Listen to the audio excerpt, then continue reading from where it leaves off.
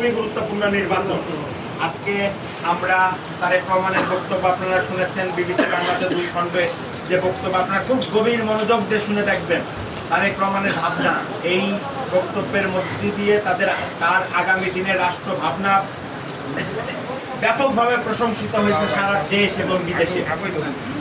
উনি বারবার একটা কথা বলেছেন যে আমরা রাজনীতি করি জনগণকে নিয়ে, জনগণের জন্য। আমাদের রাজনীতির প্রধান লক্ষ্যটাই হচ্ছে জনগণ এবং জনগণের উদ্দেশ্যে, জনগণের প্রয়োজনে আমরা রাজনীতি করি।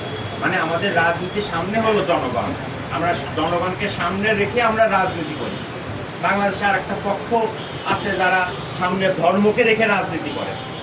দেখবেন অনেক ধরনের, একটু সোশ্যাল মিডিয়াতে আপনারা একটু নজর রাখবেন যে অনেক ধরনের ঘটনার সাথে তারা ইতিমধ্যে কিন্তু সম্পৃক্ত। আর একটা পক্ষ তৈরি হয়েছে যারা ওদিকে সকল ইতিহাস মুছে দিয়ে 24 থেকে বাংলাদেশের ইতিহাস শুরু করতে চায়। অতএব এই এক একটি পক্ষ, এক একটা মত, এক একটা পথ, আগামী দিনে বাংলাদেশ কোন পথে যাবে সেই ভাগ্যের নির্ধারণ হবে হচ্ছে এই 26-এর নির্বাচন।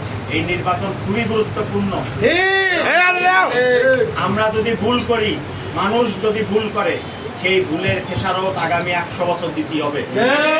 দেশ যদি কোনোভাবে ভুল পথে চলে যায়, সেই ভুল থেকে বাংলাদেশকে ফিরিয়ে নিয়ে আসছে বাংলাদেশকে অনেক রক্ত দিতে হবে, অনেক শ্রম দিতে হবে, আরো কয়েকটা 71 আসতে হবে। অতএব এই নির্বাচন অত্যন্ত গুরুত্বপূর্ণ নির্বাচন।